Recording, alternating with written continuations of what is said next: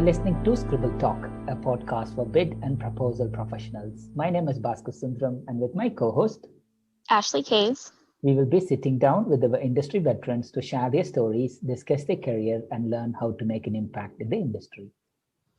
Today's guest is Anatalia Macik.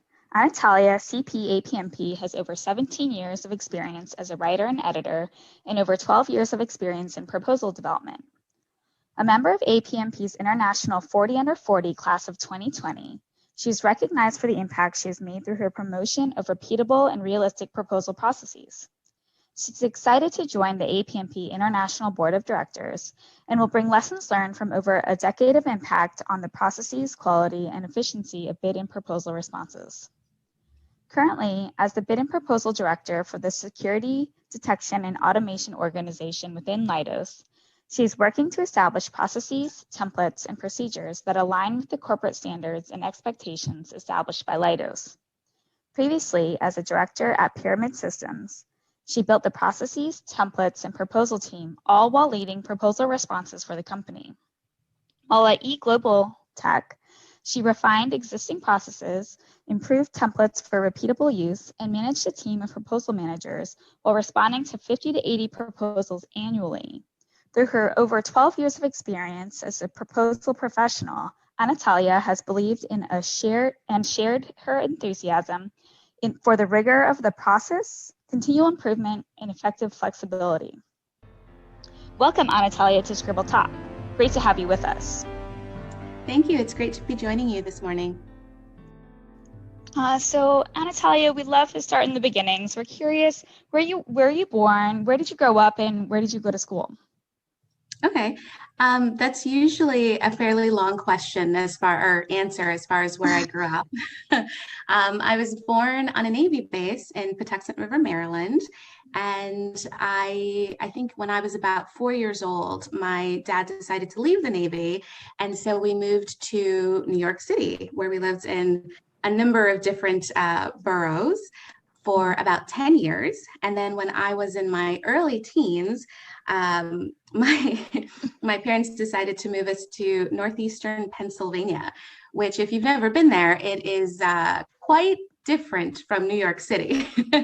So I was spending most of my childhood in the city, museums everywhere, all kinds of culture and, different experiences every day. To the Pocono Mountain region of Pennsylvania, where there were more deer than people that I saw most days. Actually, my high school, it was Pocono Mountain Senior High School, and it was directly across the street from Mount Airy Lodge, if you're familiar with that. So quite the culture shock. And then in my early 20s, I moved down to the DC metro area, which is where I'm at now. So kind of had a decade about in each state, from New York to Pennsylvania to now living in Virginia. And where I went to school, so that's also a little bit of an adventure story too.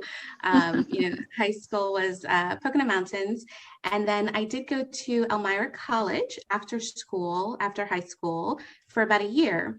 And I had intended to transfer after my freshman year.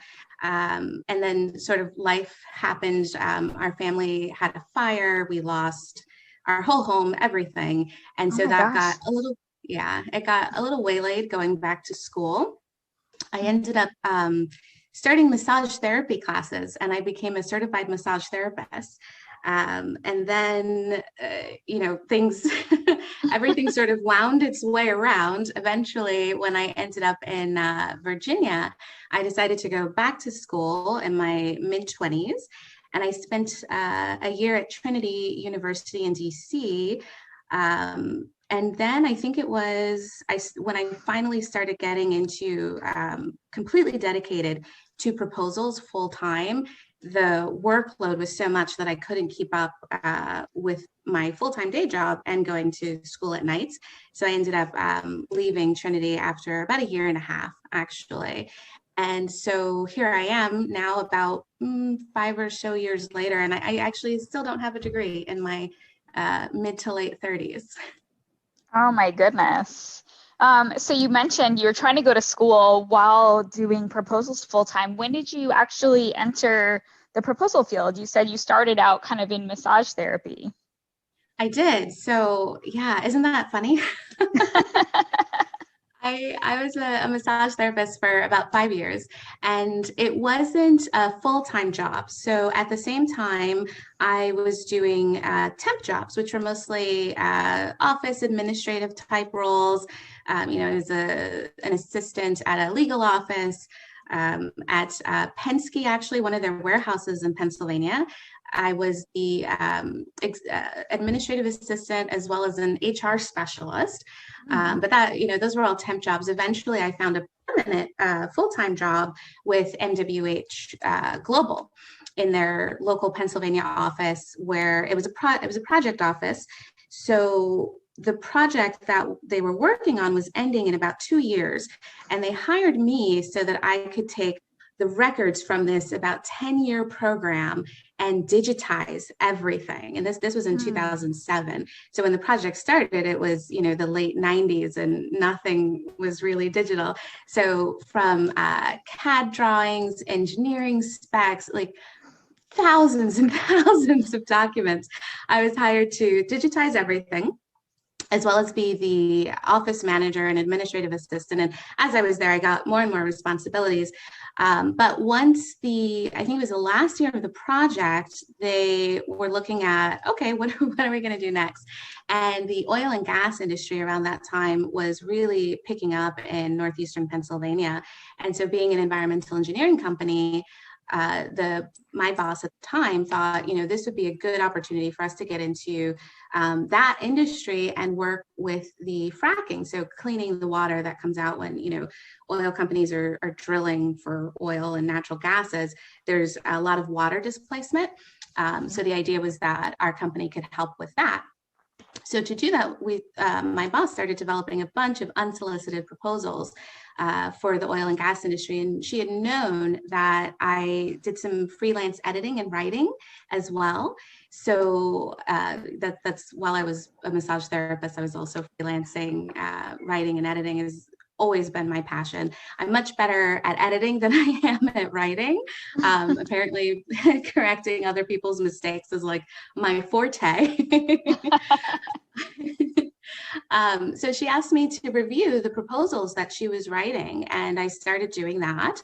And that's pretty much all I did while I was still in the Pennsylvania office of MWH, was just reviewing all of the proposals and, making sure they read well.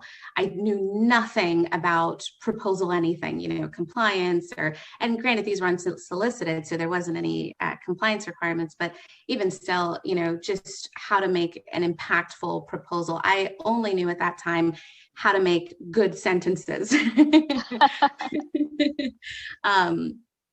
So after, I think it was in the early 2009, my former boss who had been in that office, he had already moved to the DC area to work in the DC office for the same company. And they needed an executive assistant there. There was so much work that needed to be done. And, they had high turnover in the role, had been hiring lots of temps that didn't work out. So he thought I would be a good fit. So in 2009, I moved to the DC office of the same company, which was, my first time being away from home. I had not been planning on moving anywhere. I was still living at home with my parents. I was like 24 years old. So I had no place to live. I had no friends, no family, no money, no nothing. And I came down to DC. I didn't want to at first because, growing up in New York in the mid to late 80s through the mid 90s, there was a lot of crime in New York City, but you always heard that no matter how bad it was in New York, at least it wasn't DC. So when my former boss approached me about coming down to DC, it was like, absolutely not. I do not want to live down there. I don't want anything to do with that city. But he convinced me to come down just to see the office and to meet the people. And the first time I walked out of, I think it was Farragut West in DC, I completely fell in love. the wide open spaces, the fact that it was a city bustling with people, but it was so wide open and so clean and bright and shiny, and all the things that you'd love a city to be. It completely captured my heart. And then meeting everyone in the office and the type of work they were doing, which was international development, was totally different than the work that had been done in the Pennsylvania office. So I decided to join them down in DC, and there is where I really started working through proposals. And again, the first year I knew nothing.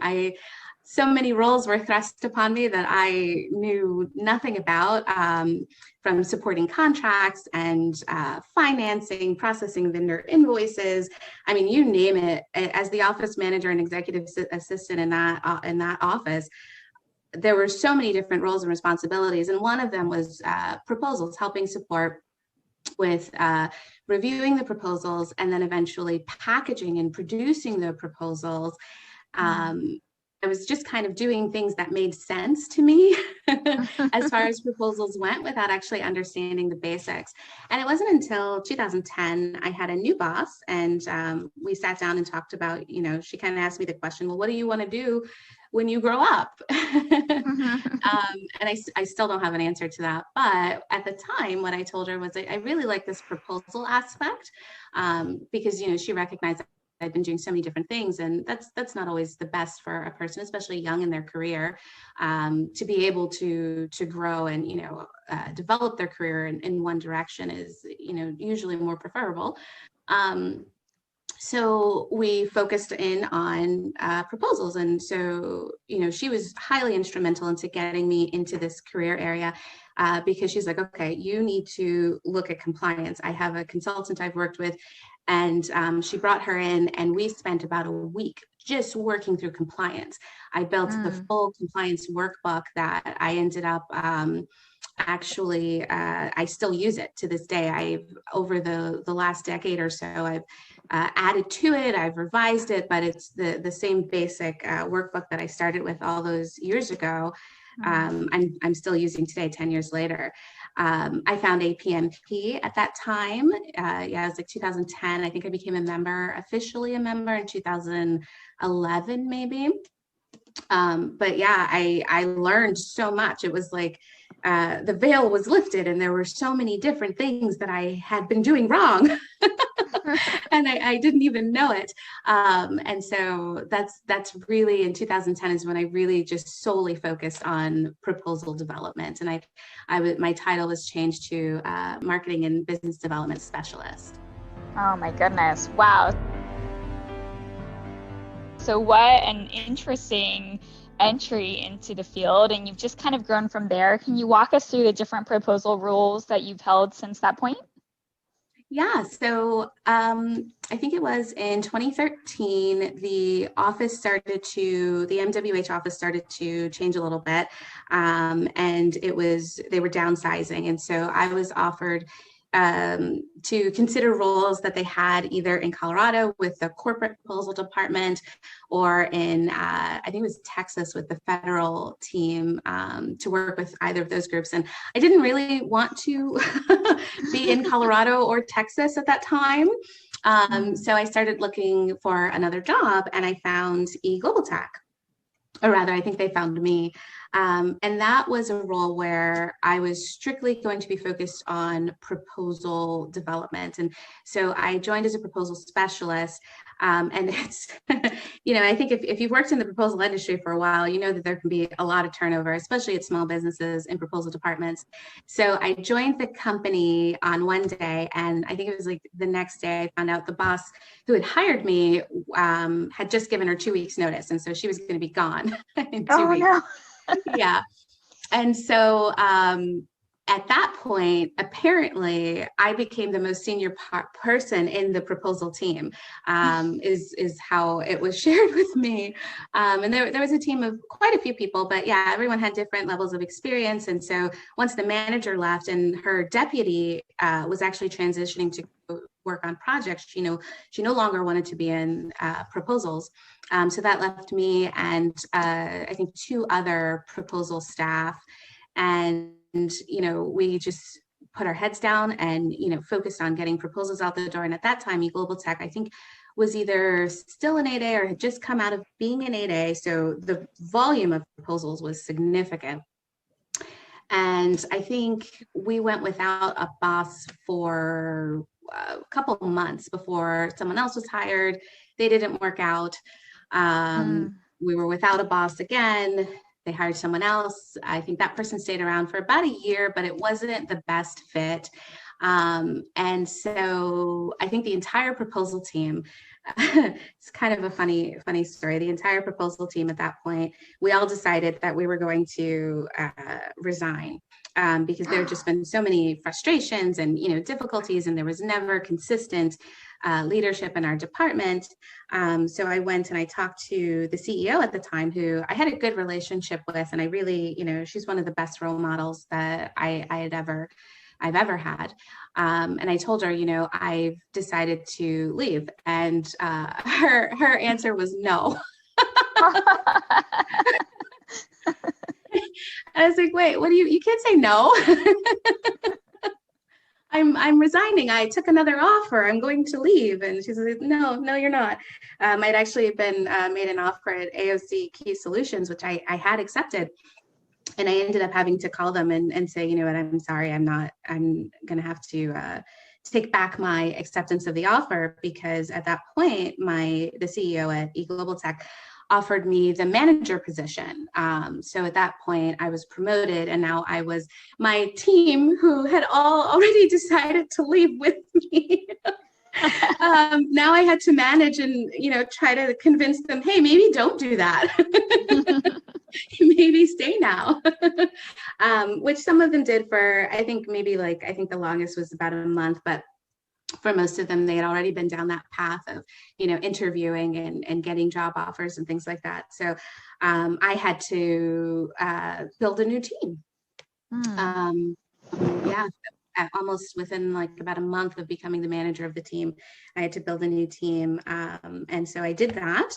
And of course, there's lots of learning and, changes that go along with that. But after, in 2018, I was at eGlobalTech from 2013 to 2018. I became the manager of the team. I believe it was 2014 or 2015. And then in 2018, I decided to leave.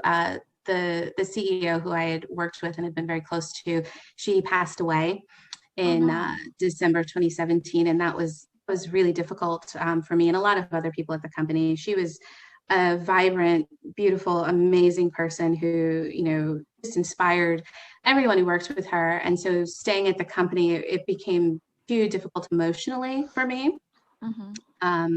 So I decided to leave, and I found Pyramid at that point. A former colleague had recommended me to the position there. They needed someone to come in and build the entire proposal department. So they had no processes, no templates, no staff. There was nothing. So it was a big challenge. It was very different than the situation at eGlobalTech, where I had been there for a while. I knew all the people that I would be working with. There were processes in place, though they weren't necessarily enforced regularly. That was one of the things that I tried to focus on while I was at eGlobalTech, was getting the processes more rigor and adherence to the processes. But then joining Pyramid, it was, building everything from scratch. The processes that they had documented were, in SharePoint folders that nobody ever looked at. The templates they were using, when I was sent the response templates, one of the first things I asked when I joined a new company is, okay, let me see your process documents, let me see your templates. And no one could really find the process documents and the templates. They're like, okay, but this file keeps crashing, so be careful when you use it. It's like, okay, that's not what we want. We're gonna have to just completely redo that.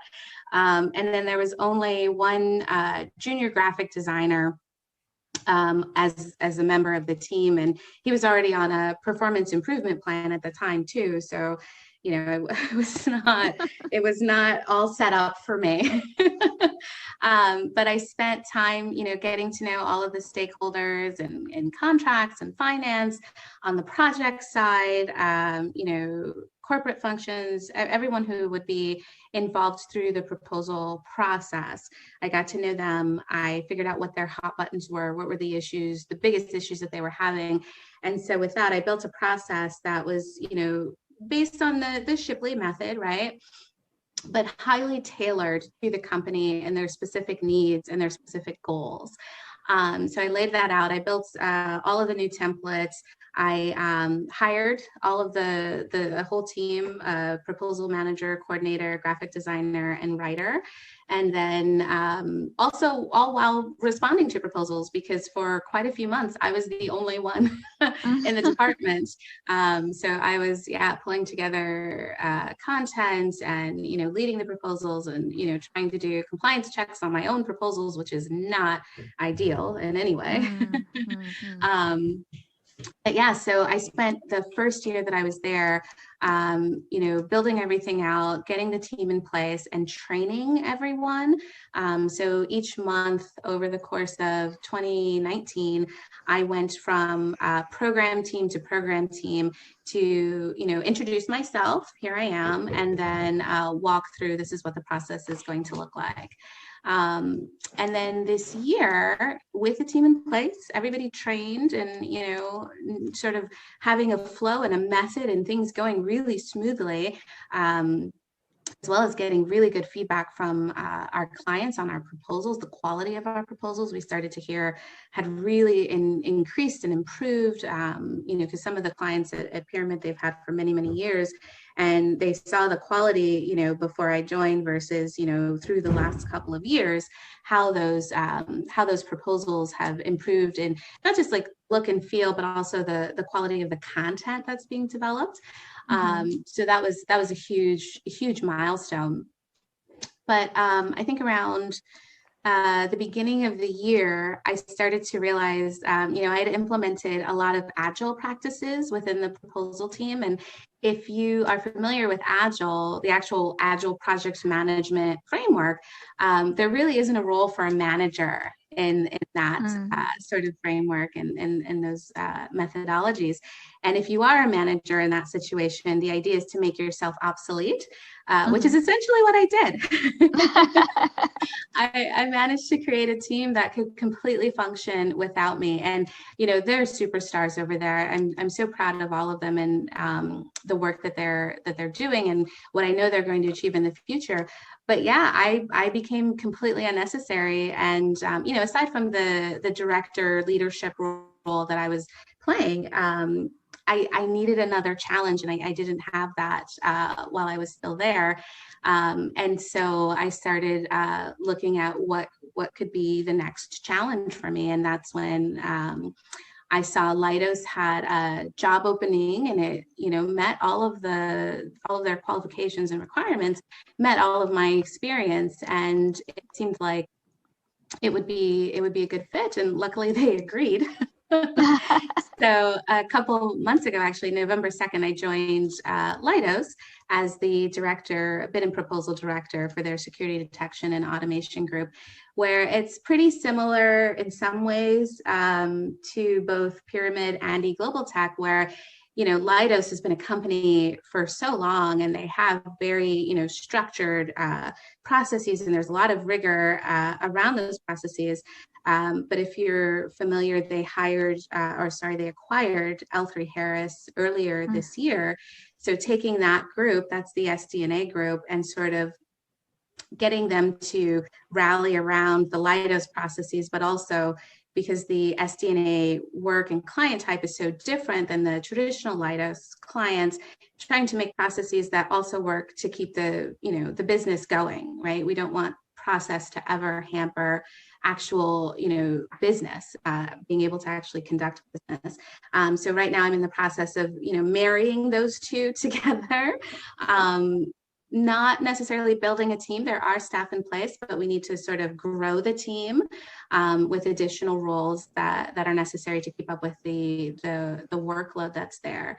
and then also taking some of the Leidos templates as well and revamping those for this particular business type. So some similar things to Pyramid and to eGlobalTech, but at a whole other level, because now I have a global team that I'm working with. The sales guys are literally, I think, across every single time zone trying to set up meetings. It's been pretty fun.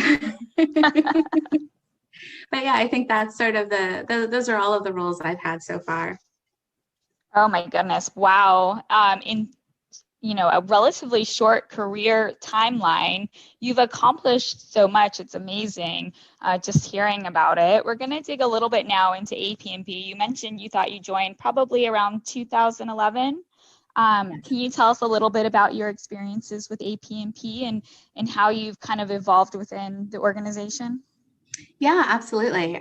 So when I first found APMP, I was with MWH, and it was just the most amazing thing to me, because for so long I had been working on these proposals without really any guidance and any structure. And I'm the type of person who really likes structure.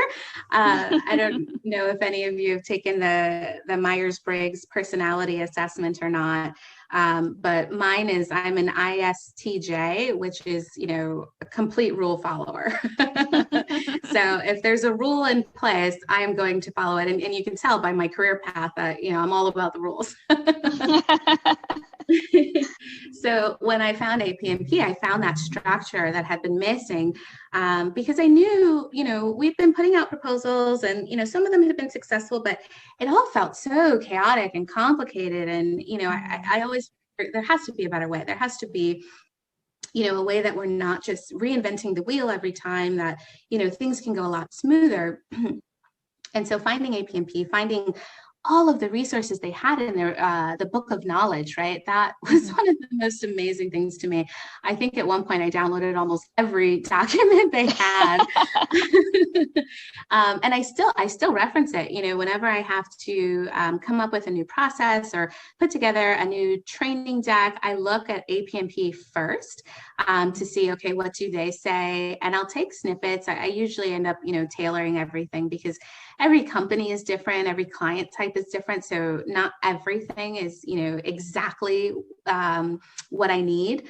But my starting point is to go to APMP, see what they have, what they say, what they recommend, and then build from there. And so it's over the course of my career, I would not have been able to achieve as much as I have if I didn't have them, in my back pocket, right? So it's been an invaluable resource. And I know as the years continue, as, we look towards the future, that's one of the things that, I think the organization is looking at, as well as maintaining their status as that go-to resource for all bid and proposal professionals throughout any level of their career. I definitely relied on them a lot heavier when I was first starting out and, knew absolutely nothing. And over time, there have been years where I kind of forget and I'm not as involved with APMP as other years. In the last couple of years, I've gotten way more involved again, back to going to the conferences and, definitely doing all the webinars, getting my certification levels done. I'm actually a little bit procrastinating on my next level of certification. I have the slides done for the professional level, but I haven't submitted them yet, and I really need to do that.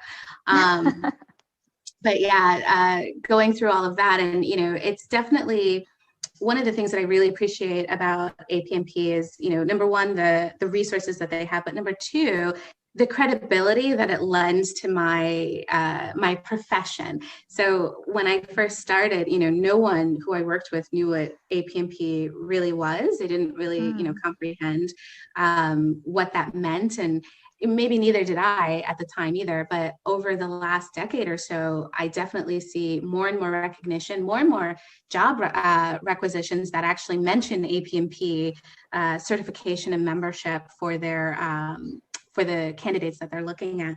So it's definitely grown. And as it's grown, it's helped to sort of, prove that, I have this level of certification, or I have this membership, and, I have this experience with this organization. So you can trust that I know what I'm doing. I'm meeting the industry standards, whether it's for federal civilian proposals, commercial proposals,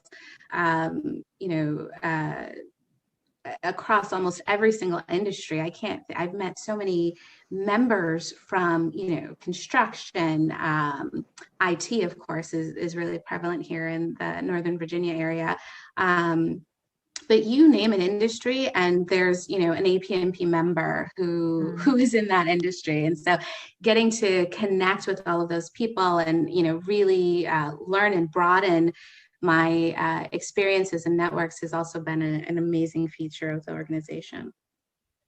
Oh my goodness, absolutely.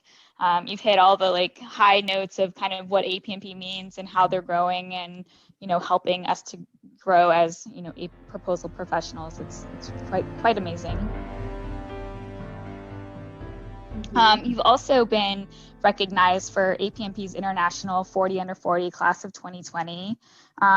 Huge honor. And then from there, now you've been elected to the APMP International Board, which is, congratulations on that. That's quite amazing. What are your plans for the board? We're curious kind of what are your goals to accomplish while serving on the board? Yeah, so a lot of it is, retaining the existing members. I know, from my own career and from people that I've spoken with, there's like an ebb and a flow to involvement with APMP. Like I mentioned, some years I'm really involved and then other years I kind of, fall out of it and then I get back in. And so helping everyone to stay fully engaged, once they are a member, which I think APMP has been doing a fantastic job with that in the last few years. So, there probably won't be too hard to keep building on that momentum that they've already started. But yeah, making sure that, as people grow in their careers and in proposals, that they always have that resource, that reliable resource that they can fall back on when they have questions or they need guidance or they just want to, validate something. That's another thing that APMP has helped. There would be times where I would think, maybe we should do things this way. I think that this would be better, but, it's just my own idea. And then I do some digging on APMP and I'm like, oh, they actually say the same thing. Here it is written down. Okay, now I'm going to take this to my leadership and, the contributors that I'm working with. And not only is it my idea, but I've got backup now, right? So they're really good at validating common sense practices as well. So I think just building on all of that and, keeping it going and looking at how, for me personally, one of the things that I've seen a lot is the acquisition industry is changing, the way that the government and even commercial clients are looking at acquiring business is changing. Even before the pandemic, right? There were more video submissions and oral presentations and technical challenges and demos and prototypes and things like that, aside from the traditional written, 50-page, 20-volume proposal submission, right? That's sort of going by the wayside now. It's still prevalent in certain industries, and you still see a lot of it. And I don't think it'll ever completely go away. But there's a lot more of innovation in the acquisition life cycle.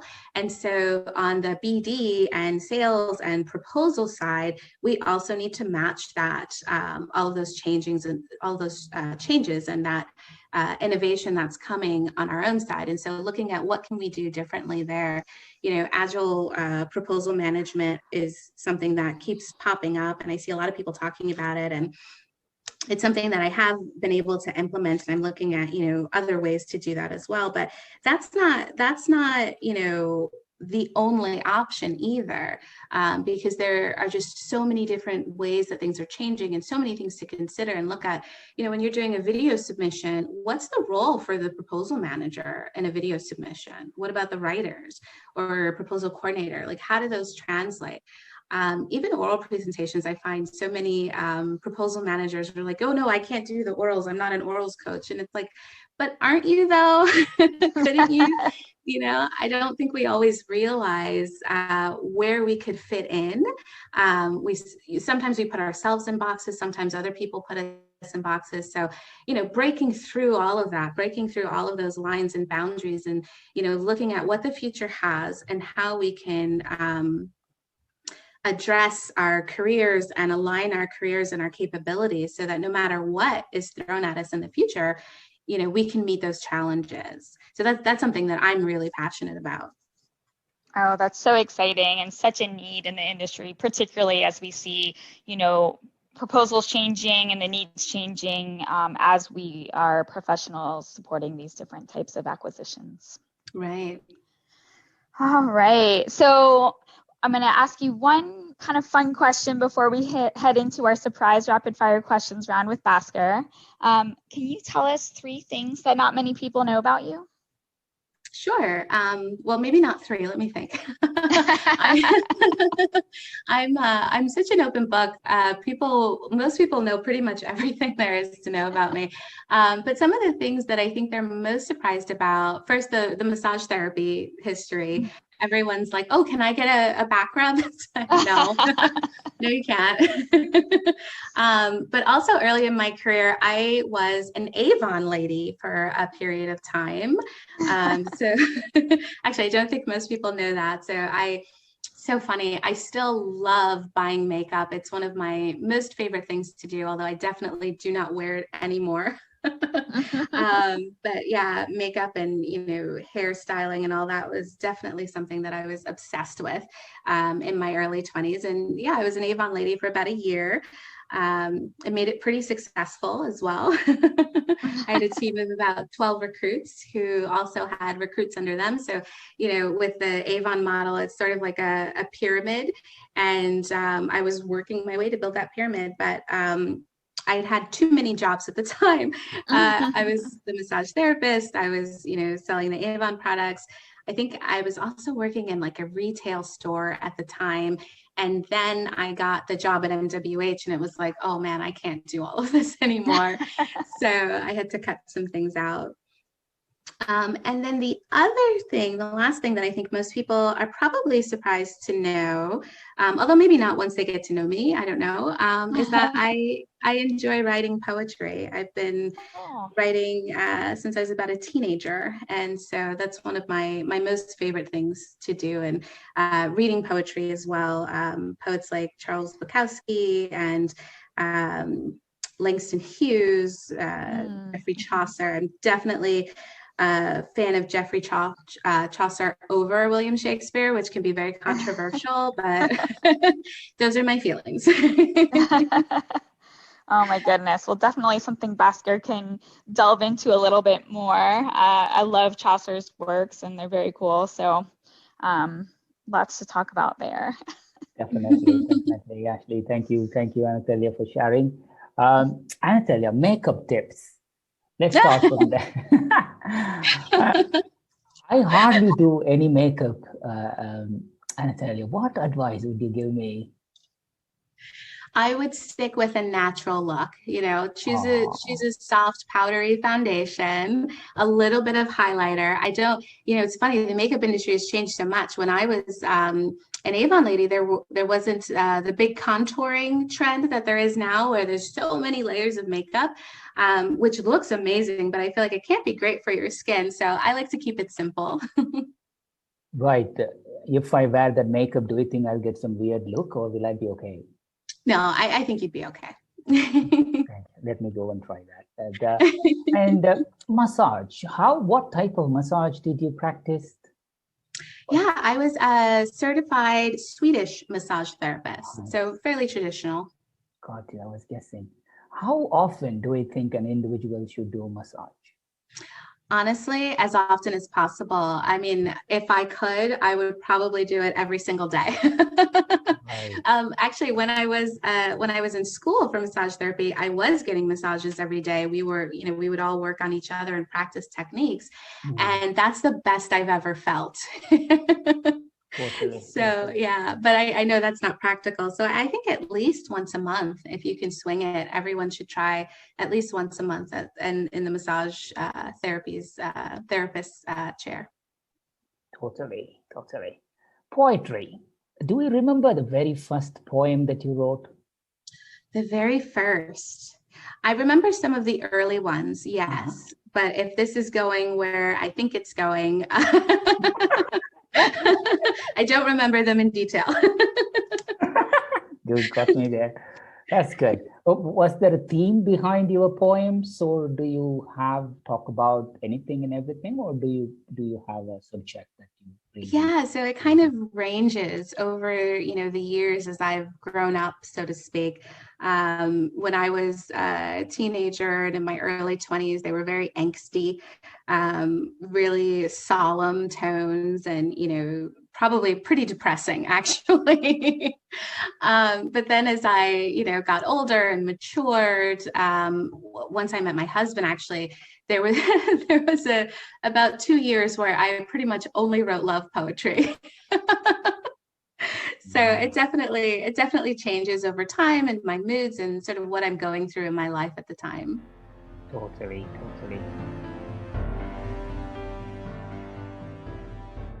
What are your hobbies and interests outside work? Yeah, so it's kind of like, I feel like it's always the lame thing to say, but I love reading. I read constantly, pretty much anything that has words. It doesn't matter the genre or the writer or anything. I'm always open to, reading something new.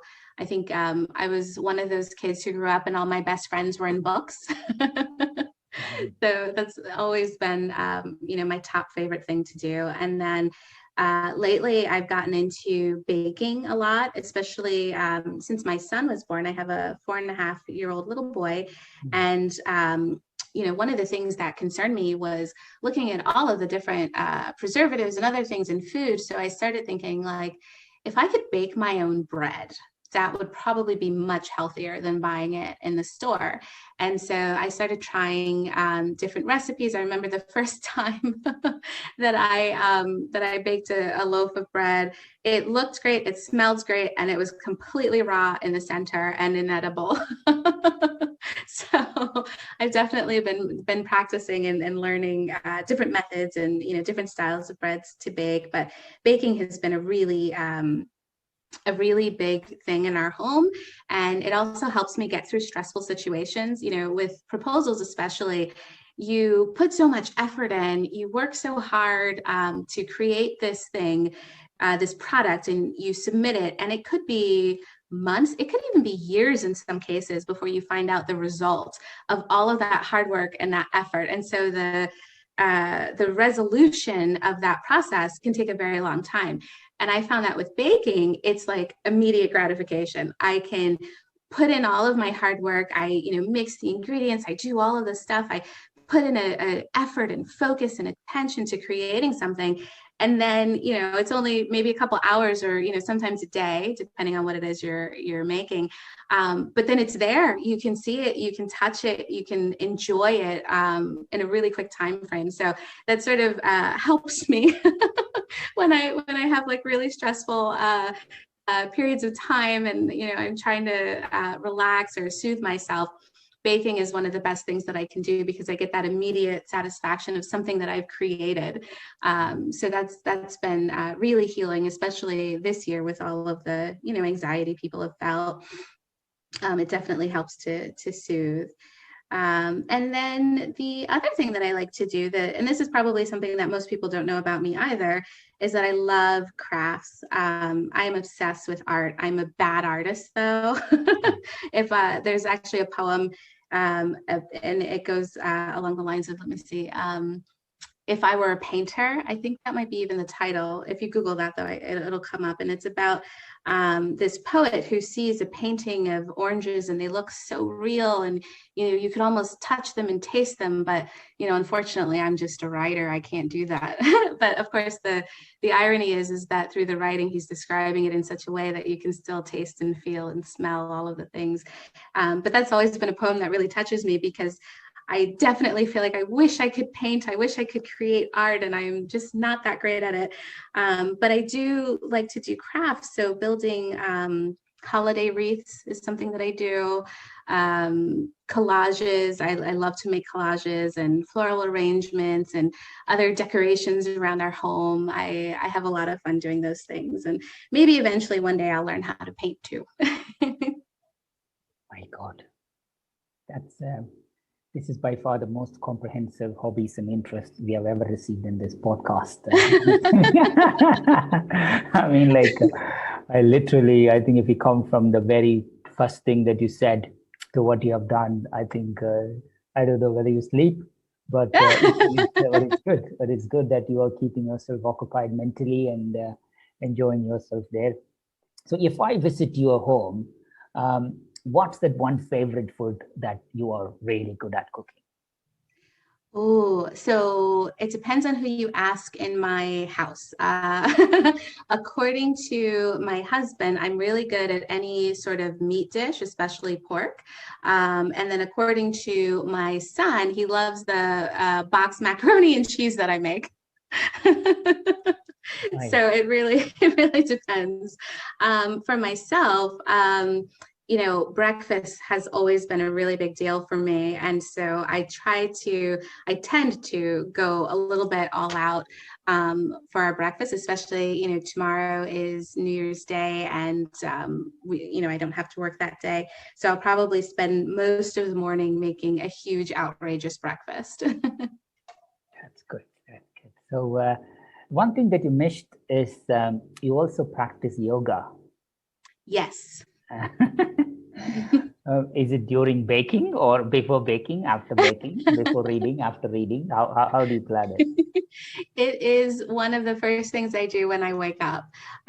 So I had started practicing yoga, I think when I was 17.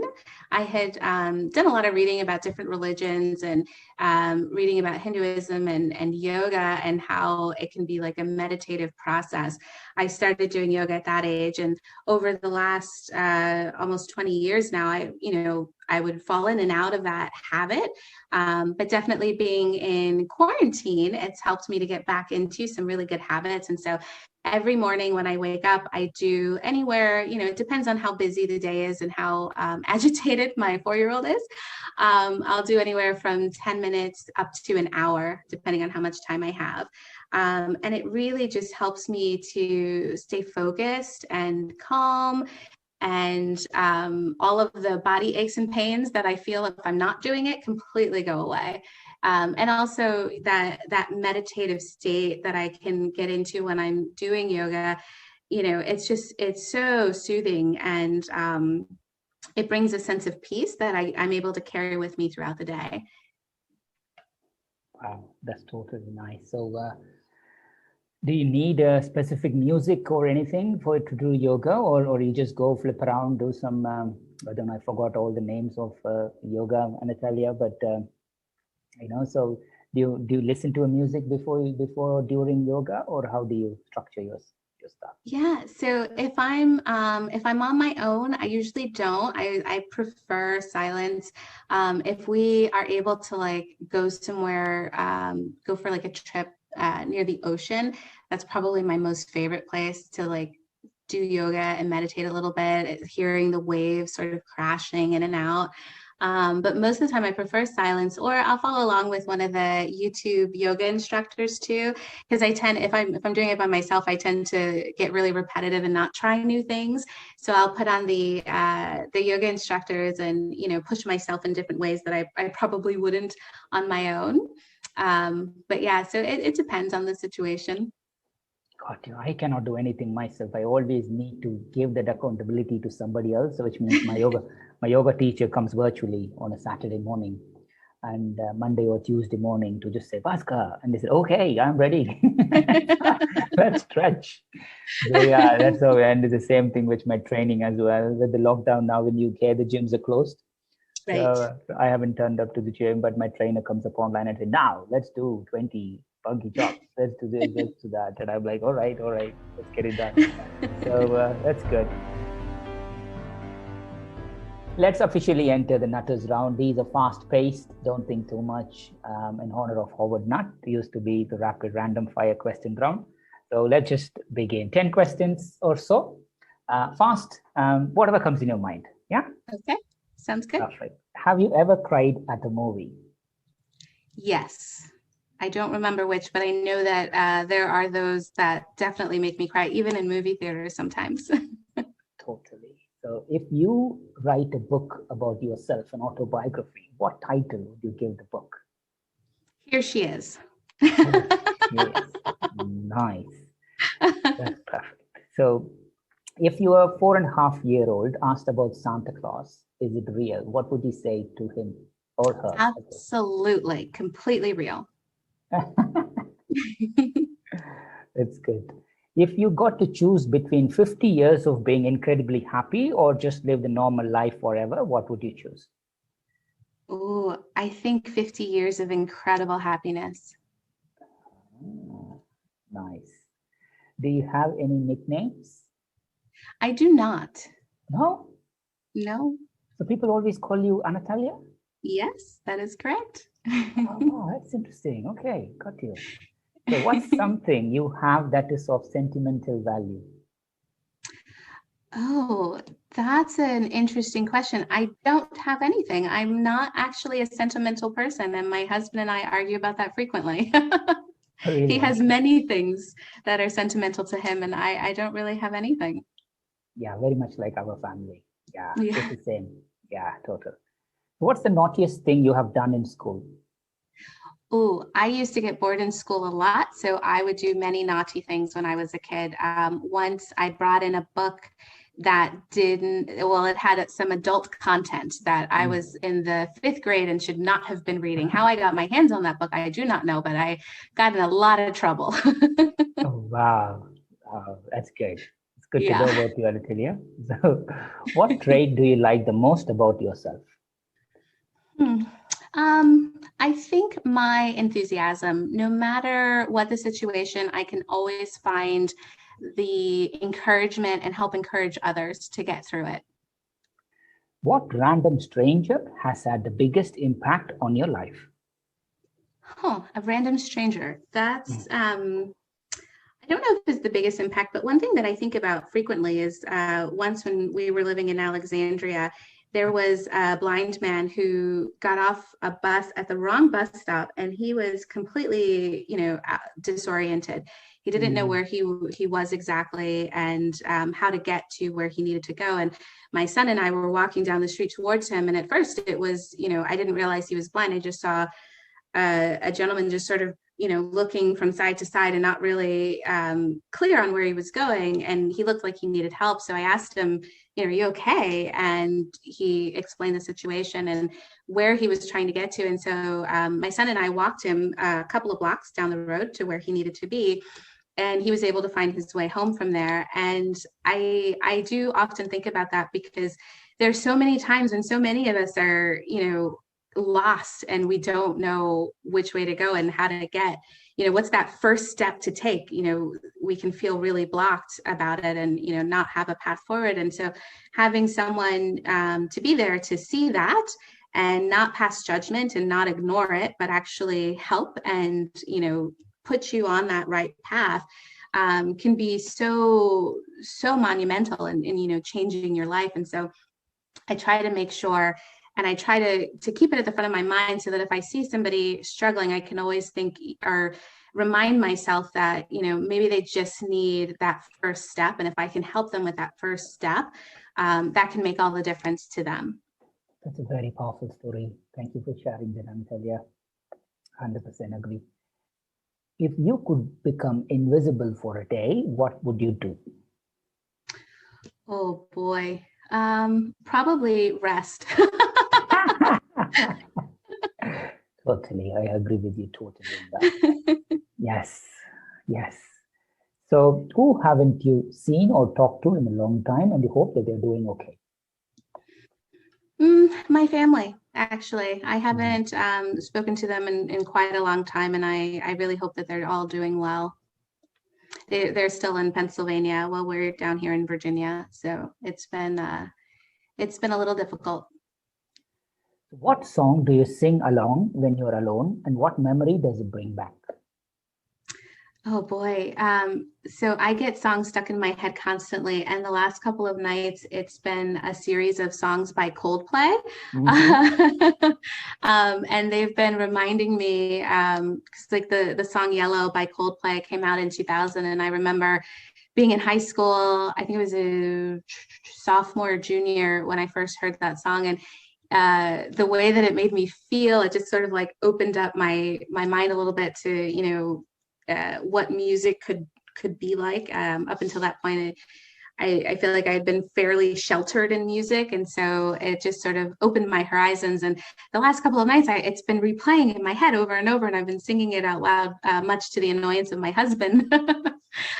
But it's just been, I think it's been reminding me of where I was at that time so many years ago, and how to, you know, stay open-minded and, you know, broaden my horizons. Totally, Anatalia. Do you want to sing? No, thank you. That's You would lose listeners immediately. Don't worry, don't worry.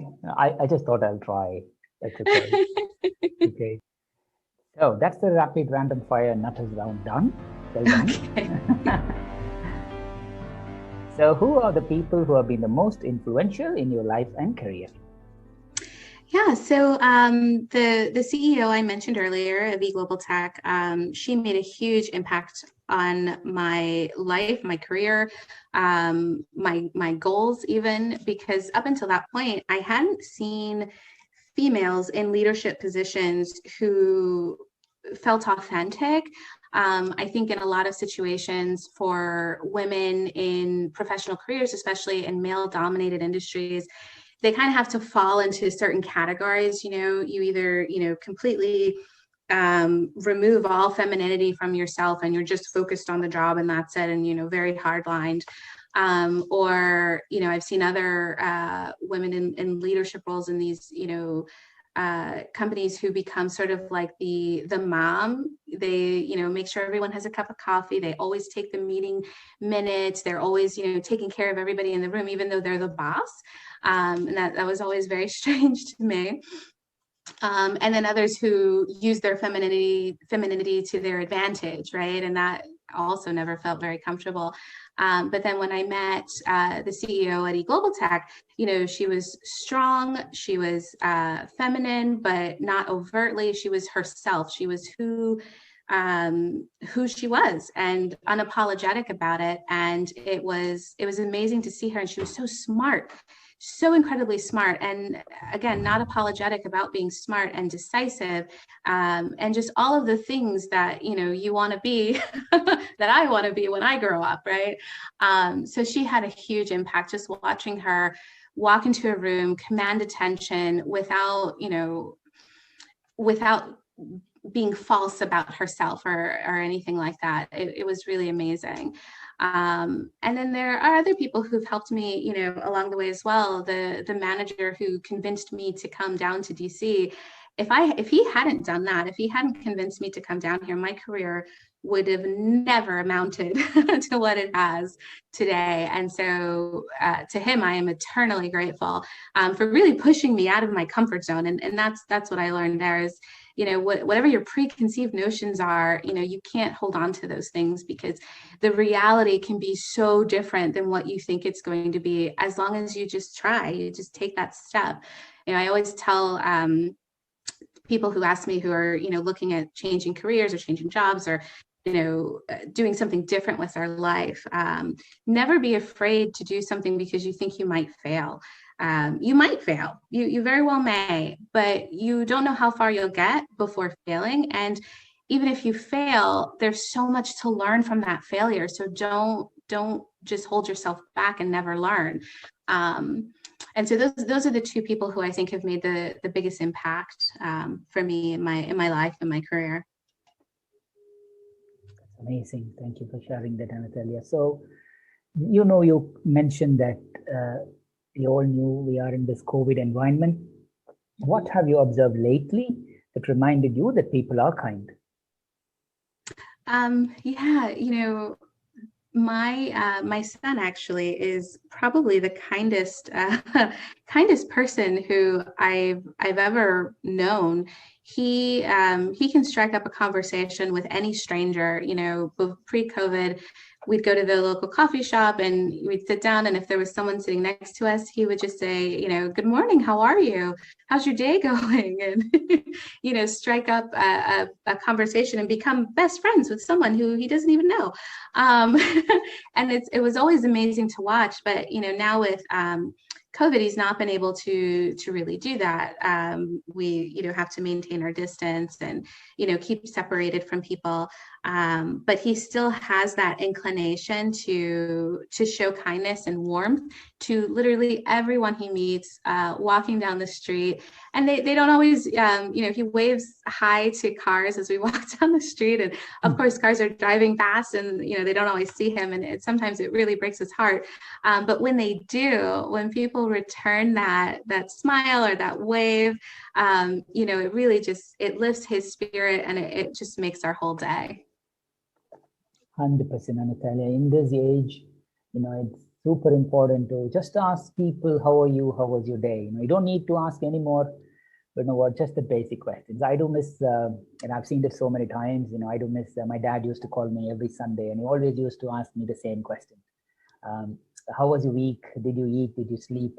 And don't worry, everything will be fine. You know, it's those are the, it might look like the boring things, but these days in COVID, I think that those are the things that we are missing big time. That it's super nice that your son is asking those things. You know, that's great. That's great to hear. So you already mentioned that the kindest person you know is your son. Is there anybody else who comes to your mind? It's so funny. I think maybe because I've been stuck at home Yes. for most of the year, my next thought is, well, that would be my husband, because he's taught my son how to be so kind. And I'm like, wait, haven't I interacted with anybody else? It's been fairly limited. You know, I think everyone has the same capacity for kindness, and I think in different moments we all show that kindness in different ways, and whether it's always appreciated or recognized or not, you know, sometimes it's not, but of course when it is, that you know, we cherish that as well. But I think we're all equally capable, and it's just a matter of whether we can sort of get out of our own heads for a moment and, you know, look around ourselves and see the person next to us, and, you know, empathize with, you know, what are they going through, and, you know, what might their life be like outside of this moment where I happen to be near them and seeing them. And, you know, I think if we're all thinking of those sort of thoughts for, you know, any given interaction, I think we're all capable of the same level of kindness to each other. That's beautiful. Thank you for that, Natalia. So last few questions from Ashley, and we'll conclude. So thank you. Wow, Anatalia, it has really been amazing learning a little bit more about you, your personal side, as well as all of the amazing things that you've accomplished so far in your career. We know you're going to accomplish so many more things. We're curious, looking back, what's one thing you wish you had known when you began your career? Yeah, I spent a lot of time thinking about this question, actually, because there's so many things, right? But I think the biggest thing, and what actually has held me back in certain situations, is not having confidence in myself. I wish that when I was starting out in my career, you know, like I said, I would have an idea or a thought, and I would constantly doubt it until I got some external validation.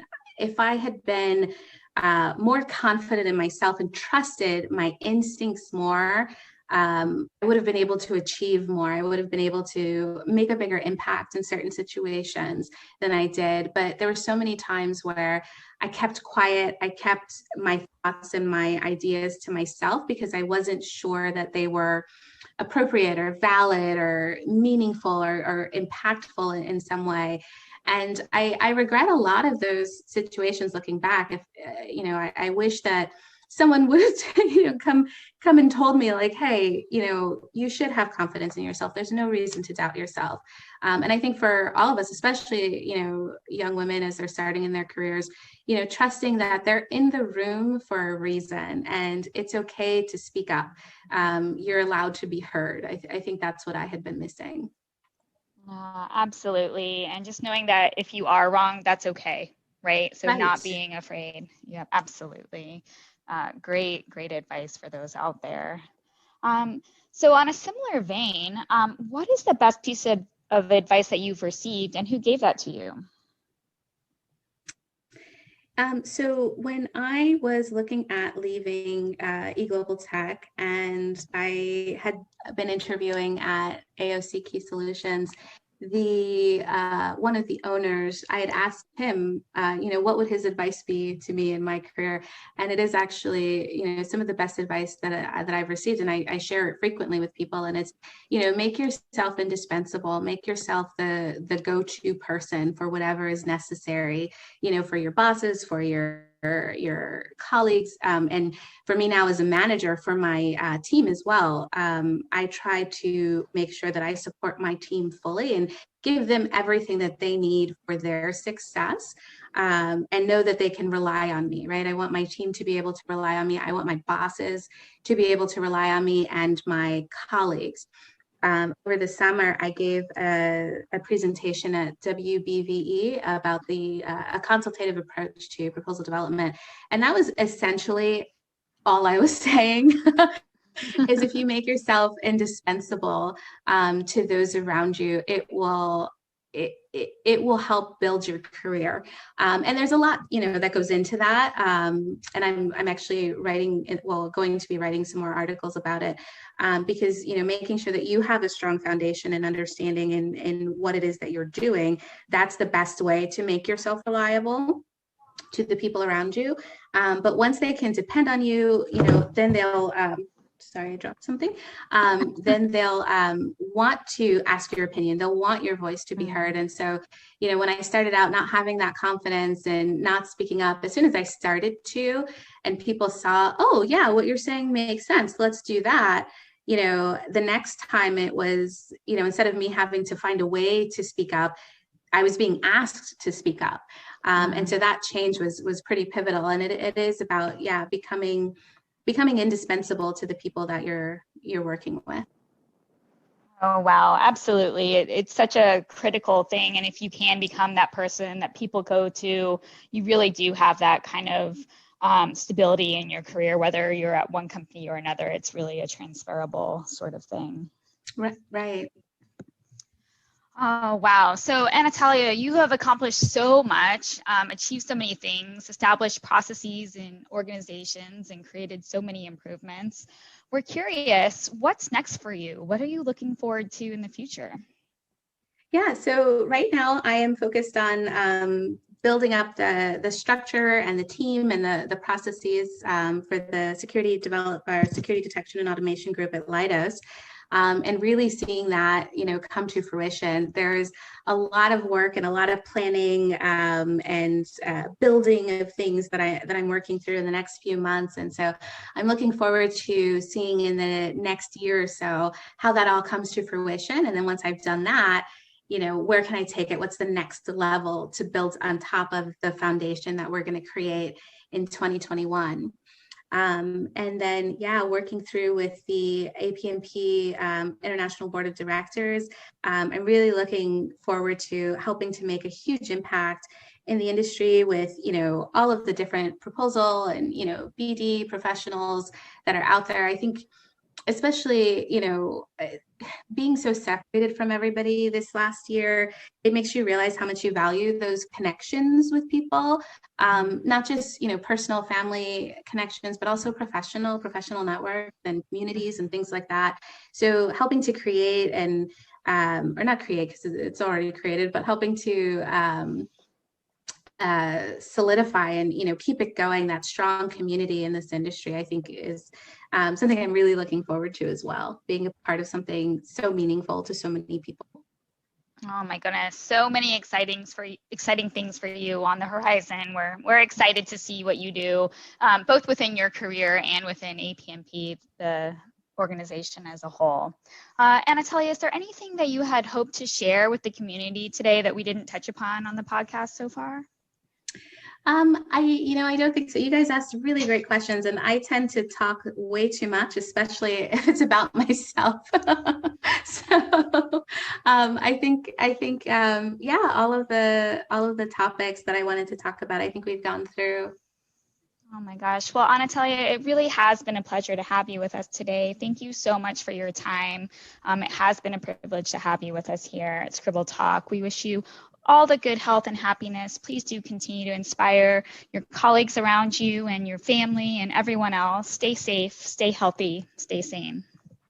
Thank you so much. It really has been a pleasure for me as well. And, thank you for inviting me to do this. It's, being elected to the board of directors and, so many things this year that have happened in my career. It's been an honor, and I am completely humbled and grateful for all of it. And so thank you for inviting me. And I look forward to, the coming year and all the things that we'll all do together. Thank you. To our listeners, thank you so much for tuning in. Please visit baachuscribble.com/podcast to listen to this episode and check out any of our other previously recorded episodes. If you've enjoyed today's interview, don't forget to subscribe, review, and share the Scribble Talk podcast. We hope you'll check out our next episode where we interview another industry expert and special guest. Until then, it's Ashley Kays, Pastor Sundram, signing off.